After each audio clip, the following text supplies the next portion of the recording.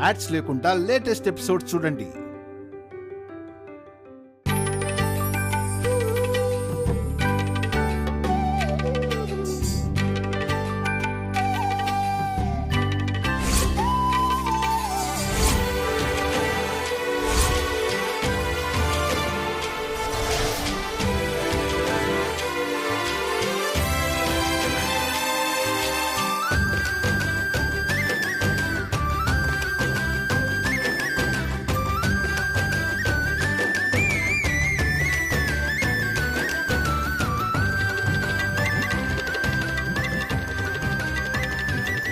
అమ్మా కలిసి తీసుకురండి అమ్మా. ఇప్పుడే తెస్తాను పంతులు గారు.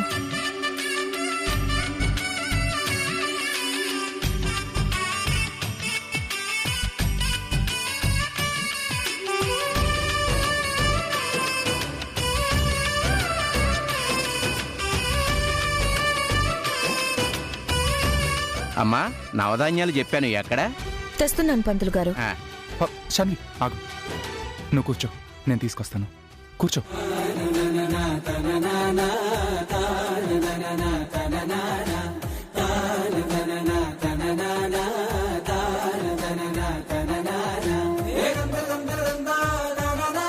ఇదిగోండి. అయ్యా కొబ్బరికాయలేవి త్వరగా తీసుకురండి.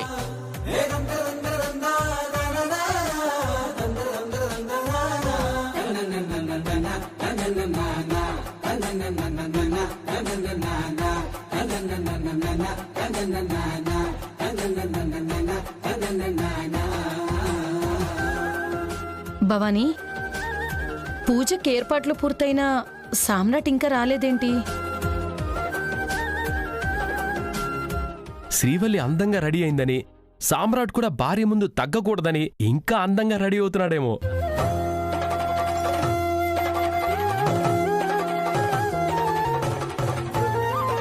అంతే అయ్యుంటుంది. లేదంటే ఆడపిల్ల ముందే రెడీ అయినా సామ్రాట్ ఇంకా రెడీ అవ్వకపోవడం ఏంటి చెప్పు? అమ్మా అబ్బాయి గారు కూడా వస్తే పూజ మొదలు పెడదాం. నేను వెళ్ళి పిలుచుకొస్తాను. నువ్వు ఆగు నాన్నా, నేను వెళ్ళి పిలుచుకొస్తాను.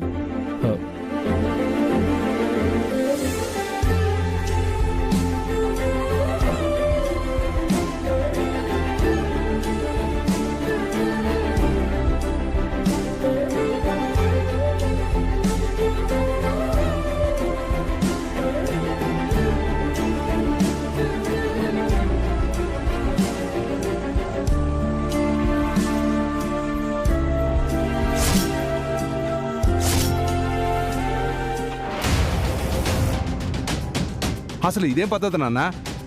నువ్వు ఆ మనిషే వద్దంటుంటే ఆ అమ్మాయికి ఇంటి పెత్తనం అప్పచెప్తారంట. ఇంట్లో ఏ పెత్తనం లేకపోతేనే మన మాట వింటం లేదు. ఇప్పుడు గాని ఏకంగా తాళాల గుత్తి చేతిలో పెడితే రేపటి నుంచి అసలు మన మాట వింటుందా?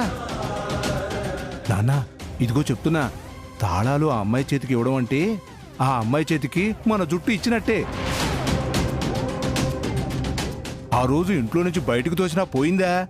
ఓ వాన్లో దడుచుకుంటూ నిలబడింది గాని వెనక్కి తగ్గలేదు. కోర్టుకు పోయారు, అక్కడన్నా భయపడిందా?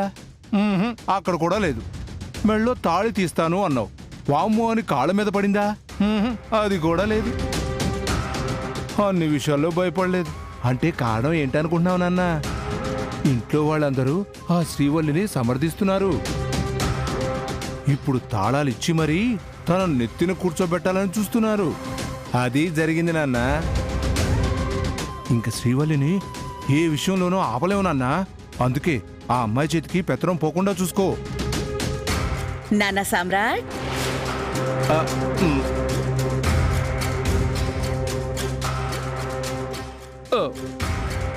నాన్న కింద పూజ జరుగుతోంది, నువ్వింకా ఇక్కడే ఉన్నావేంటి? రా, పూజ మొదలు పెట్టాలి. మీ ఇష్టానికి మీరేదో చెయ్యాలనుకున్నారు, కానివ్వండి. ఇప్పుడు ఆ పూజలో కూర్చొని నేను చేసేదేముంది? అలా అంటావేంటి నాన్న? ఇంటి బాధ్యతలు ఇంటి కోడలకు అప్పగిస్తుంటే భార్య పక్కన భర్త లేకపోతే ఎలా? వాడు రాడు.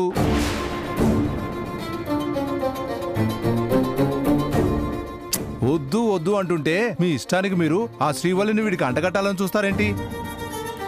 ఇప్పుడు ఏకంగా ఇంటి పెత్తనం కూడా అప్పగిస్తుంటే వాడు వస్తాడా? పెదనాన్న మీరుండండి.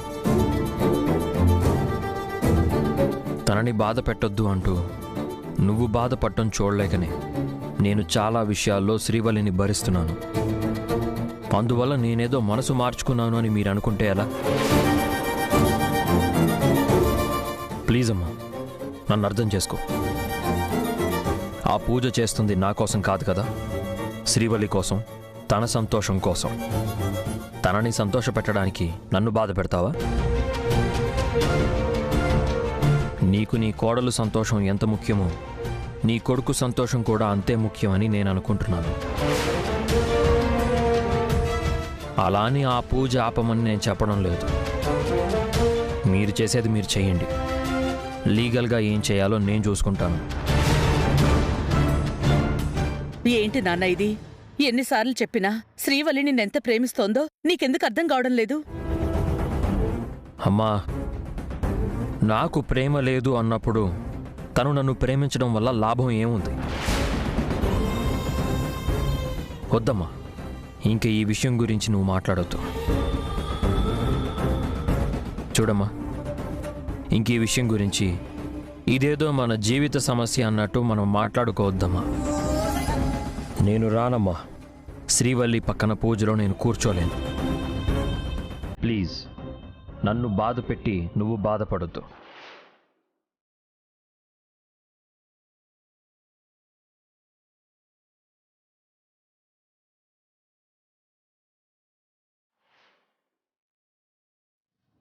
నానా నానా భలే చెప్పావు నాన్న. నువ్వు ఎక్కడా తగ్గొద్దు, ఇలాగే ఉండు. పెదనాన్న, నా మనసేం బాగోలేదు. నన్ను కాసేపు ఒంటరిగా వదిలేయండి. అలాగే నాన్న, అలాగే.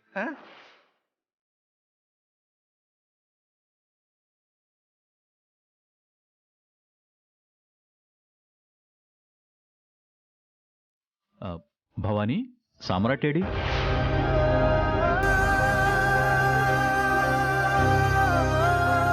పూజారి గారు, ముందు పూజ మొదలు పెట్టండి.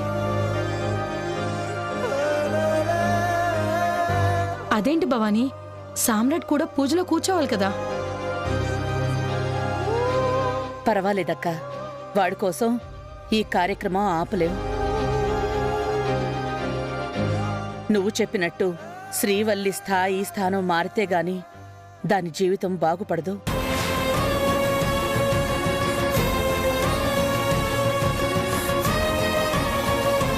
అత్తమ్మా, ఏమైంది?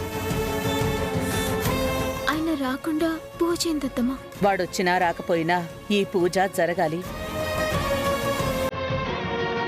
పంతులు గారు, మీరు మొదలు పెట్టండి.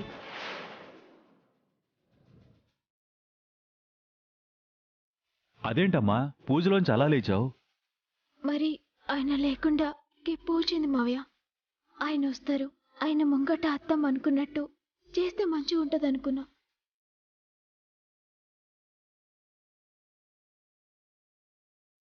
ఆయనకిష్టం లేకుండా ఏ పని చేసినా గంతిలో అర్థమేముందత్తమ్మా? ఆయన సంతోషం కోసం బాధనైనా భరిస్తా గాని ఆయన్ని బాధ పెట్టే పని మాత్రం చెయ్యం.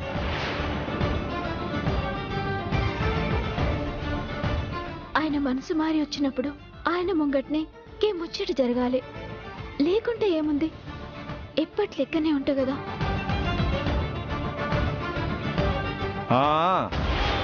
పైన వాడు వద్దంటున్నాడు, ఇక్కడ శ్రీవల్లి వద్దంటుందిగా. ఇంకెందుకు ఇవన్నీ? తీయండి తీయండి, లోపల పెట్టండి. అయ్యా పంతులు గారు, మీరు దక్షిణ తీసుకొని బయలుదేరండి. అనయ్య, నువ్వు ఆగు. ఈ పూజ జరుగుతుంది, జరగాలి. వద్దు మొర్రు అని వాళ్ళు అంటుంటే జరగాలంటావేంట్రా? అంతా వాళ్ళిష్టమేనా? మా ఇష్టం ఏముండదా?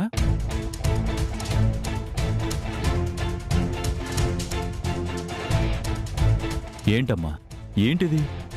మీ అత్తయ్య నీ మీద ఎంతో ప్రేమతో ఈ ఇంటి బాధ్యతలు అప్పగించాలనుకుంది. వాడొద్దంటాడని మాకు తెలియదు కదమ్మా. అయినా ఎందుకు ఈ కార్యక్రమం పెట్టాం? వాడికి ఏదో విధంగా సర్ది చెప్పొచ్చనే కదా. మీ అత్తయ్య వెళ్ళినా వాడు మాట వినలేదమ్మా. ఇప్పుడు నువ్వు వినడం లేదు. అత్తామామలం మేం చెప్తున్నాం కదమ్మా. నువ్వు కూర్చో తల్లి. క్షమించండి మావయ్య. ఆయనకి నచ్చని పని నేను చెయ్యి. ఆయన నొప్పిస్తారు, ఒప్పుకుంటారని నమ్మకంతోనే నేను గెడ కూసున్నా. ఇప్పుడైనా లేకుండా ఒక్కదాన్ని పూజలో నేనెట్లా కూసుంటా? అంతే, మీరు మార్రు. వాడికి నచ్చింది నువ్వు చెయ్యవు, నీకు మాకు నచ్చింది వాడు చెయ్యడు. మా మాట వాడు వినక నువ్వు వినక మీ మధ్య మేమెందుకమ్మా అప్పుడు?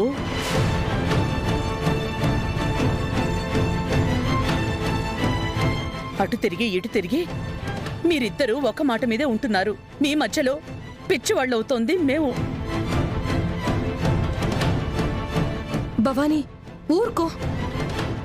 ఏంటక్క ఊరుకునేది? ఎన్నిసార్లు ఊరుకోవాలి? నేనంటే ప్రేమ అంటారు, నా మాటేమో వినరు. పోనీ వాళ్ళంతటా వాళ్ళు కలుస్తారు అంటే అది జరుగుతుందన్న ఆశే నాకు లేదు.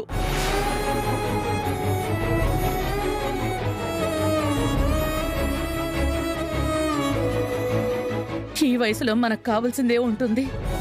వాళ్ళు సంతోషంగా ఉండి ఒక బిడ్డ పుడితే ఆ పసి బిడ్డ బోసి నవ్వుల మధ్య కొన్ని రోజులు సంతోషంగా ఉందామంటే ఆ కోరికే తీరేలా లేదు. వీళ్ళిద్దరి దెబ్బకి ఈ బ్రతుకు బ్రతకడం అవసరమా అనిపిస్తోంది.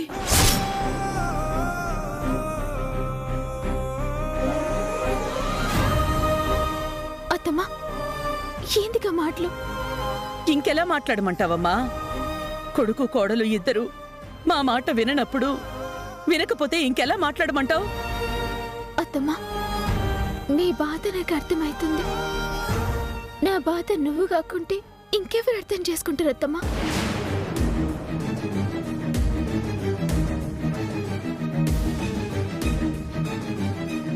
ఆయన లేకుండా నింగి పూజలు కూసుంటే ఆయన్ని కాదని నేను పూజ చేసినట్టే కదా. అది ఆయనకి గౌరవమా? 10 మందిలో మీకు గౌరవమా? మీరు నా మంచి కోసమే ఈ పూజ చేస్తుండ్రు, ఆ తాళాలు నాకు ఇస్తుండ్రు. గిన్ని దినాలు ఆ ఒంటనేనా నింగేడున్నది? అవి లేకున్నా నేను నిన్నే ఉంటా.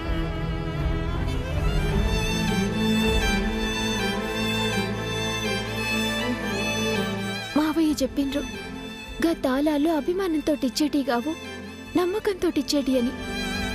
ఈ వంశ గౌరవం నేను కాపాడాలి అని.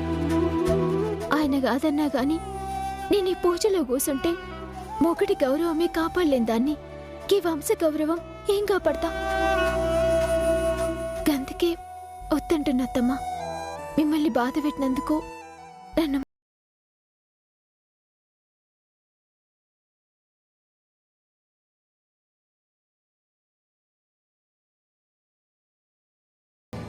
అమ్మయ్యా, చివరికి నేను కోరుకుందే జరిగింది. తాళాల గుత్తి భద్రంగా మరదలమ్మ దగ్గరే ఉంది. అమ్మా శ్రీవల్లి,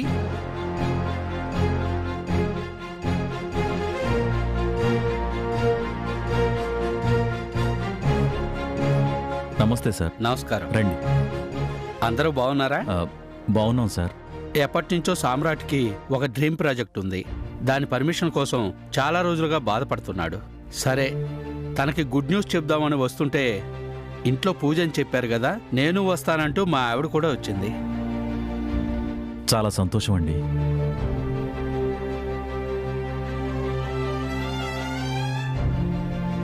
అవును, అంతా ఇక్కడే ఉన్నారు, సామ్రాట్ కనిపించట్లేదు.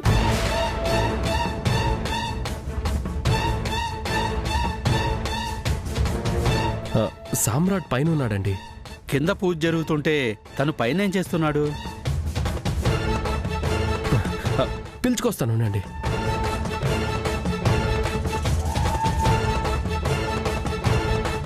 ఏమా శ్రీవల్లి, ఎలా ఉన్నావు? మళ్ళీ ఏ ఇబ్బంది లేదు కదా? ఉంటే పూజలు అవి ఎందుకు చేసుకుంటారండి? అది నిజమే కదా.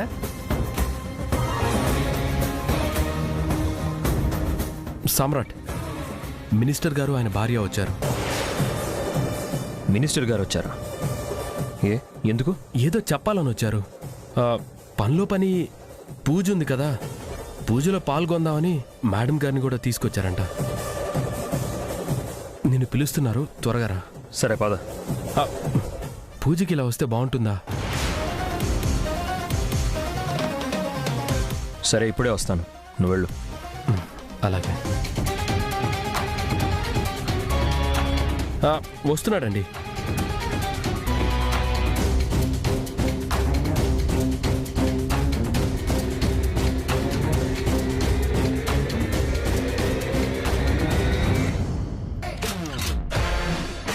Hi sir. ఏంటి సామ్రాట్, కింద పూజ పెట్టుకుని పైన ఏం చేస్తున్నావు? అది పూజకి టైం అవుతున్నట్లుంది, ముందు పూజ మొదలు పెట్టండి. పూజ కానివ్వండి సామ్రాట్, మీకు మంచి గుడ్ న్యూస్ చెప్పాలి.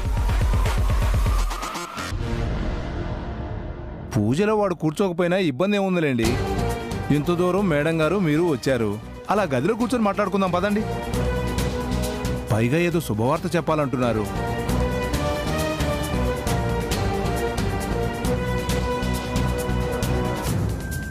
వచ్చింది పూజ కోసం. పూజ పూర్తయ్యాక అవన్నీ చూసుకోవచ్చు.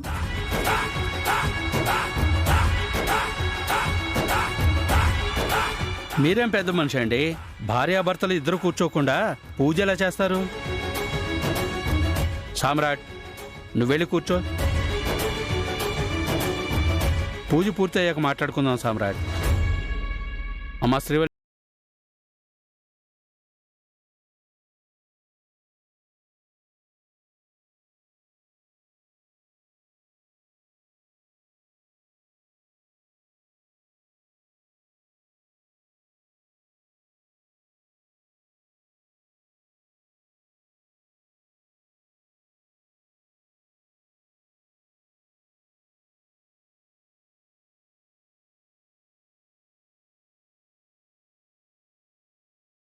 పూజ మొదలు పెట్టండి.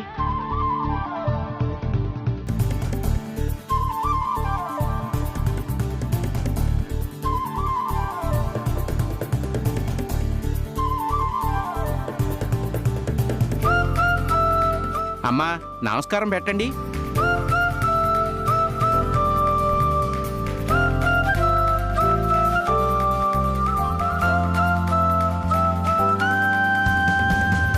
పంతులు గారు, మేము వచ్చాం కదా అని హడావిడిగా పూజ చేయకండి.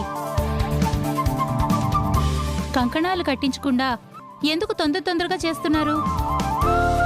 పద్ధతిగా జరిపించండి, మాకేం తొందర లేదు. పూజ అయ్యే వరకు ఇక్కడే ఉంటాం. అలాగేనమ్మా.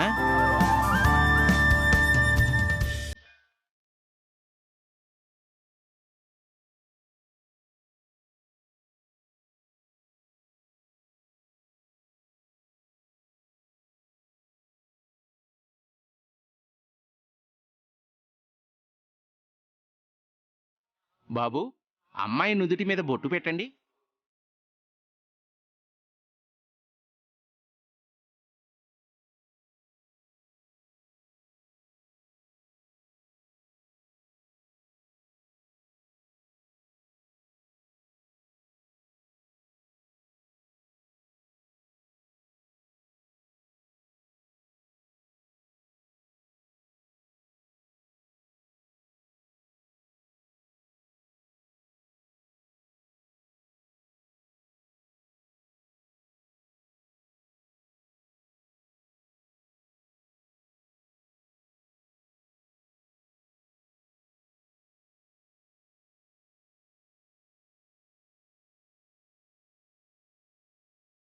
అమ్మా హారతి తీసుకోండి.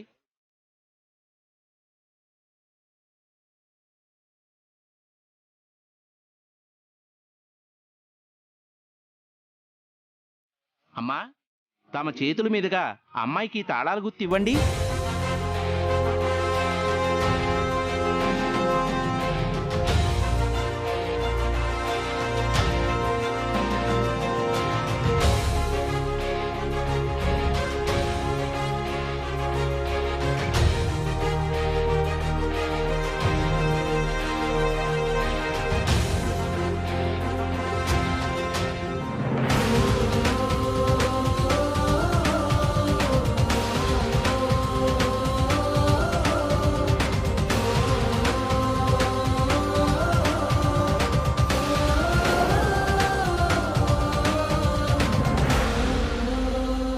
ఏంటమ్మా, తాళం గుత్తి ఇవ్వగానే అయిపోయిందనుకుంటున్నావా?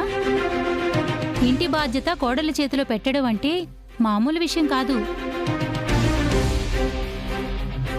మా అత్తయ్య గారైతే 100 మందిని పిలిపించి వాళ్ల సమక్షంలో ఘనంగా ఈ కార్యక్రమం జరిపించేవారు.